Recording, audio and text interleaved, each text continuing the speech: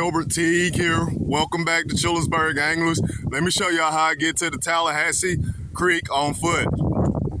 We jump over this log. Show y'all some beauty today.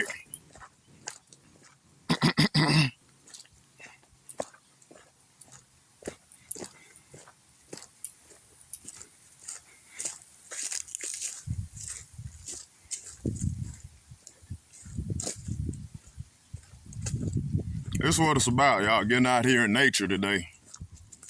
Me, I'm behind on footage, so I got to do a bunch of shooting today. A bunch of bassing as well.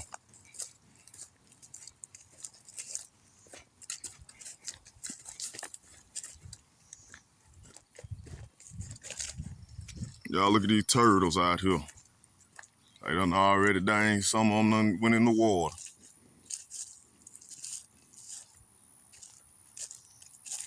But yeah, y'all, all this right here, it was right there by them bridge pilings.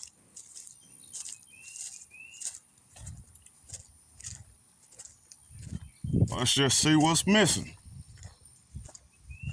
I'm gonna tell y'all, the first thing I look for is the edge of the bank, y'all. That's where all your bait fish gonna be. And there are some bait fish out here. There might be some bass in these waters, y'all. And this is what we call stain water, y'all. It's kind of that tea-colored water. You gotta know what to throw in this stuff. Green pumpkin, a good color. Everybody on the Alabama bug crate. We're just showing y'all the beauty for a little minute.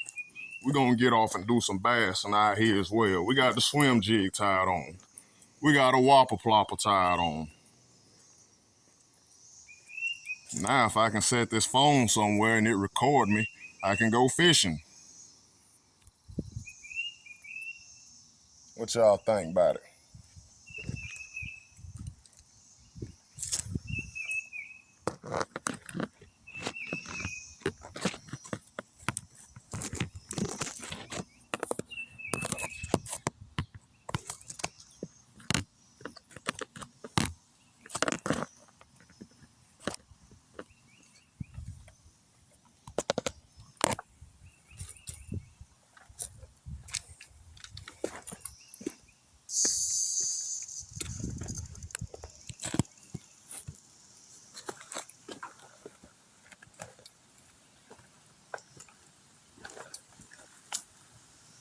Let y'all see the Tallahassee for a minute. Y'all might think it's the wind pushing the water this way, y'all, but it's actually the current going that way. So that lets you know that the creek is, the water levels are rising, y'all. You gotta pay attention to stuff when you out here fishing. Everything. Whopper plopper time.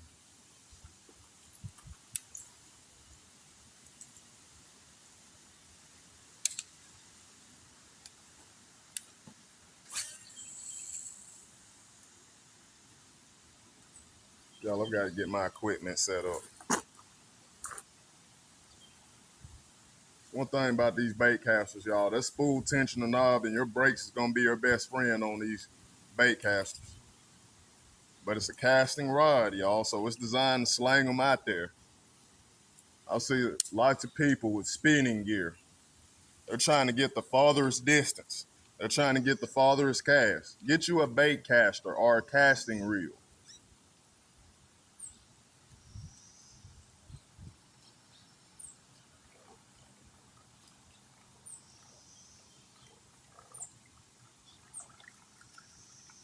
I've heard a lot of people say they hate coming out here on the Tallahassee because it's always dirty. Y'all, just like that, we make the same mistake over and over. But that is telling me, y'all, we're getting a little bit of overrun here. Bump your spool tension and knob up. That should fix it. I mean just a hair, because mine's kind of loose. And the only person that can detest it at is Ryan Strickland. He's played with my rods. And he asked me why the spool's so loose. Y'all, that's because I want maximum distance. It's all about distance.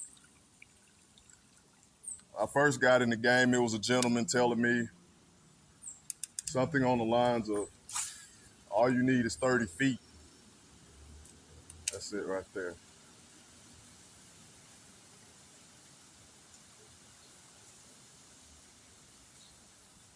Yeah, y'all, that's what we're looking for.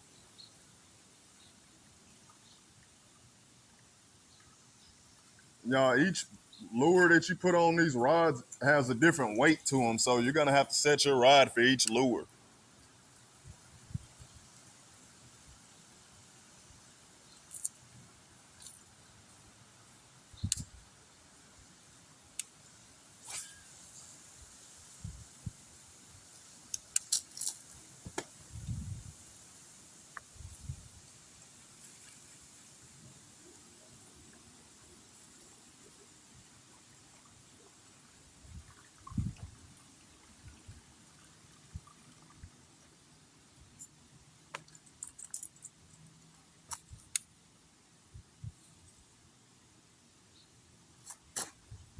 You guys, a lot of people say it ain't time for a buzz bait yet.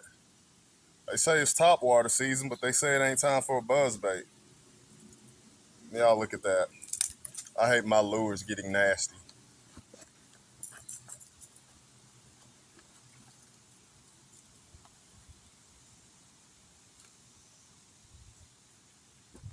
Just like that, it's ready to be clean. We've got it wet, y'all. That's all we've done right now. We've got this lure wet. So what I'm finna do is go on over here to the side of. I don't think I've caught a fish on this side, y'all.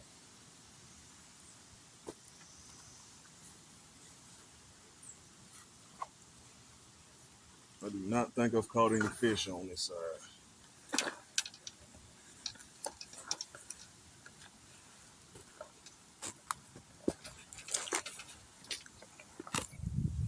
We're still showing y'all the beauty, y'all.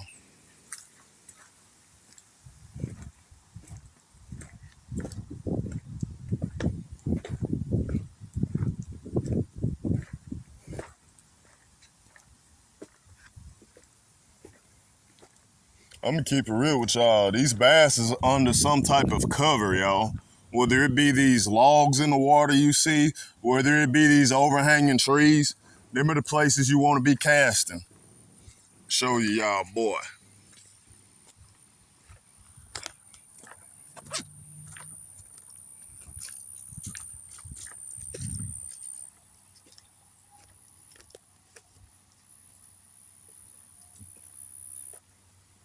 Y'all, this is what I don't like seeing, y'all. Let's try to keep the area clean, y'all.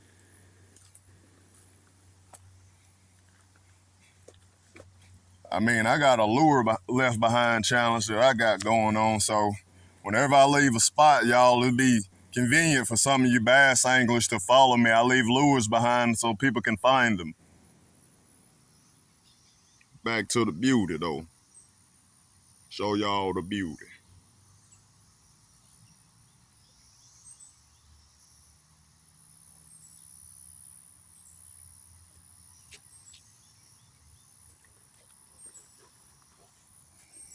Yeah, it's the old Tallahassee, y'all.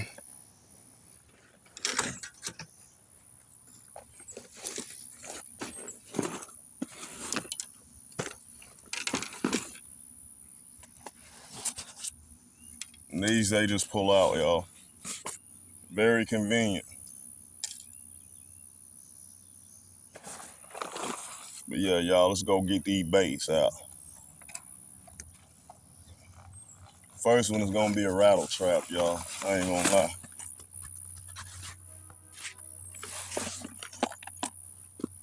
We got some of everything up in here, y'all.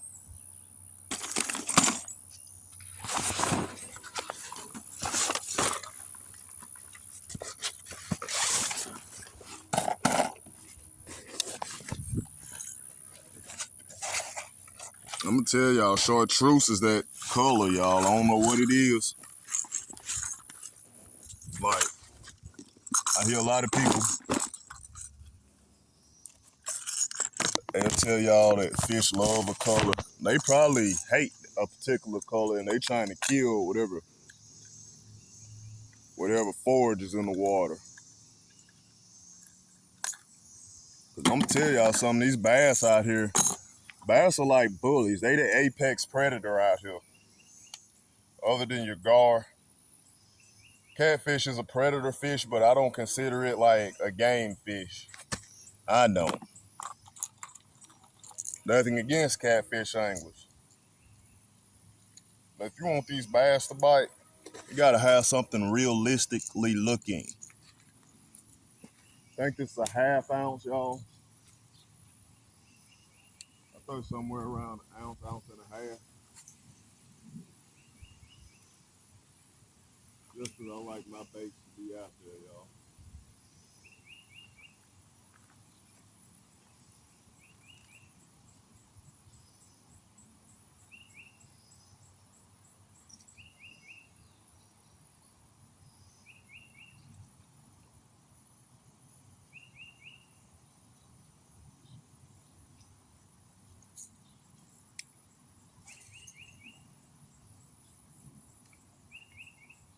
That's almost at the other side of the bank.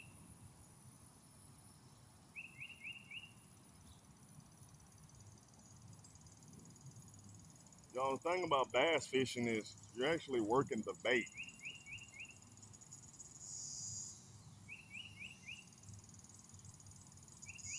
This is called yo-yoing, y'all.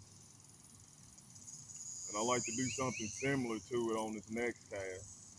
It ain't many ways that I cast a lipless, y'all. I fire it out there, and you can reel it back to you, slow, fast. What I like to do is I like to burn, burn, burn, stop, burn, burn, burn, burn, stop with it. This works real good if you got braid on the rod, y'all. You can do it like that. Get it back out there. And y'all, these Shimano SLXs, they slang them pretty far. Yeah, I was telling y'all about the burning, which is this. Y'all, there are baby bass out here. I'm talking about fry. Well, that might be a fingerling. It might be in the fingerling stage. We're gonna show y'all the yo-yoing right here. You want that crank to kind of drop first a little bit. You just want to lift the rod tip. You're just reeling up slack. That's all you're doing is reeling up slack. That's how you yo-yo, y'all. You got to retrieve to you. You got yo-yoing.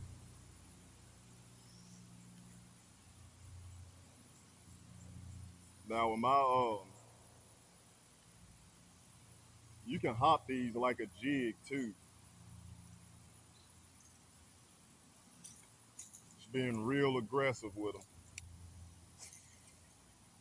And you know, above the surface, it don't look like I'm doing a lot with my rod, y'all, but shoot, that bait's doing a lot under the water. And let me show y'all sweeping. I'm doing the yo-yo, but sweeping is where I bring it to me. I might have that rod tip way over here, and I'm just gonna pull it to me. I can get that line to stay right. Yeah, we're just gonna pull it to us.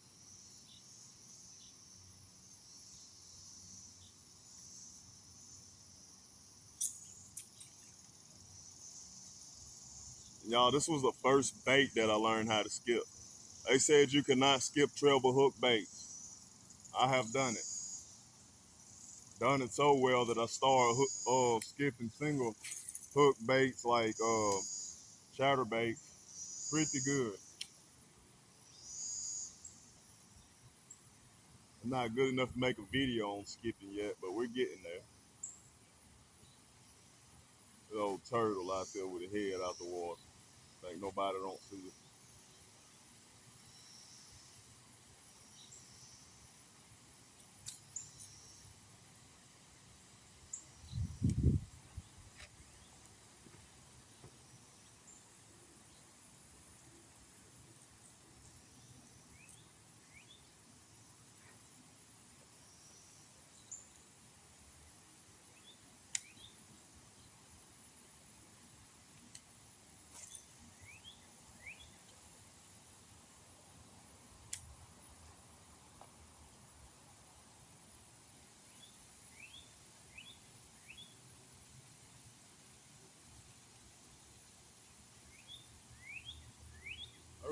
I had my 7.2 rod.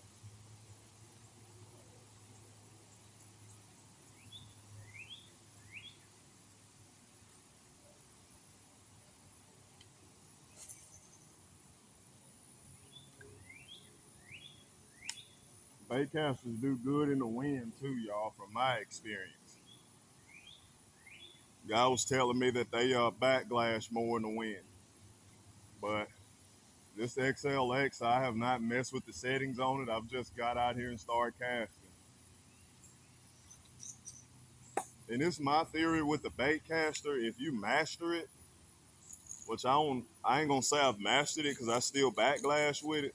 But once you master the bait caster, y'all, you should be able to throw about damn near anything on it. These are not rods that you put stuff on and you do this with. These are not them type of rods. These rods are made for you to work whatever's on the end of it.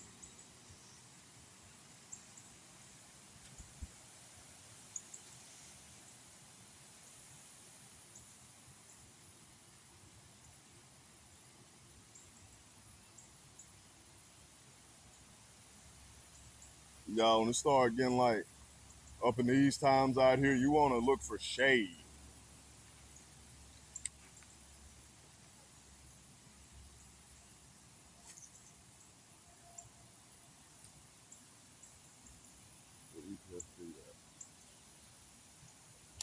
Oh, y'all, we're in a situation right here.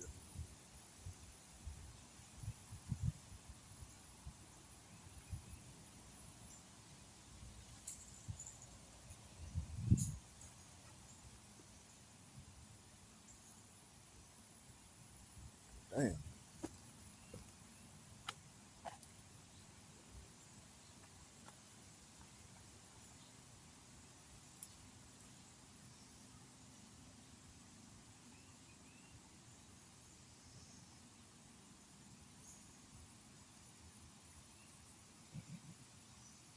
Show y'all another reason I use snaps.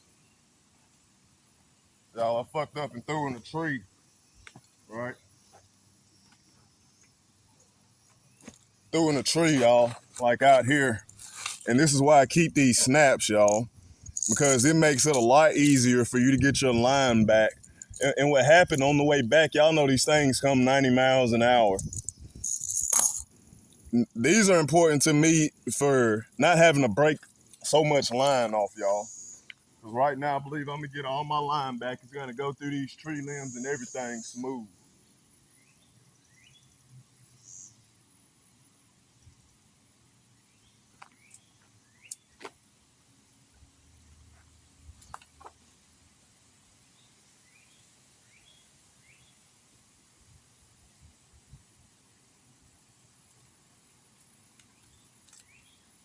Told y'all. Told y'all. I mean, you got to make mistakes to learn from them, y'all. But now I'm ready to go fishing again. Shoot. Y'all, it's just a learning curve with this stuff, man. Once you get over it, you're just free to fish, you know? Think about it. Most people, they go to yanking on equipment, they go to yanking on rods and stuff, and they make the situation a lot worse for them. They make the situation a lot worse than what it really is, y'all. Yeah, I was hung up out there, and I had, and that lipless crank, y'all, it's got treble hooks on it. So your odds of getting hung up, just like your odds of landing fish go up, your odds of getting hung up goes up too. So you gotta take the good with the bad. Yeah, the wind did blow that one, but it's still straight in front of me though.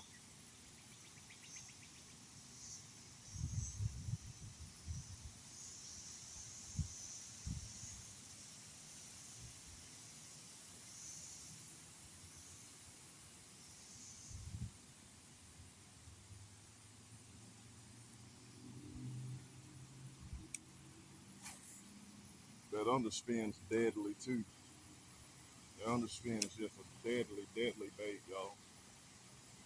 That underspin, you don't do nothing but reel it slow as possible.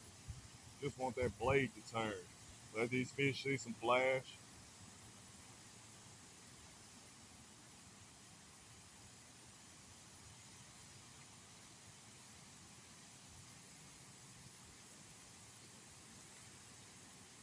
That's why it's so important to practice at home before you get out here on the water, y'all. Because anything could happen. You have to be prepared. I mean, you really do. That bait just skipped over that log.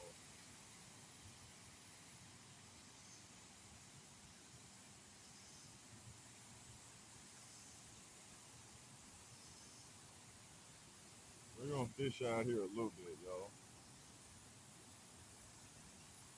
What I'm trying to do is get over here in the cave.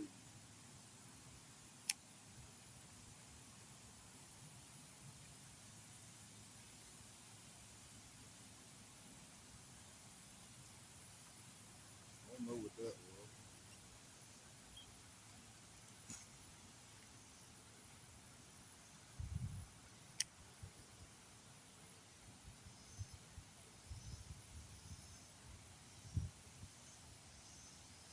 I ain't gonna lie, y'all. The Talladega Creek has more cover than out here on the Tallahassee. I remember for years we would use zip codes. To me, it's not a rod that you want to bass fish with. My reason for saying that might be different than someone else's reason. My reason is it's a casting reel. It's a spin cast reel. So it's about like a spinning reel with a little bit more accuracy.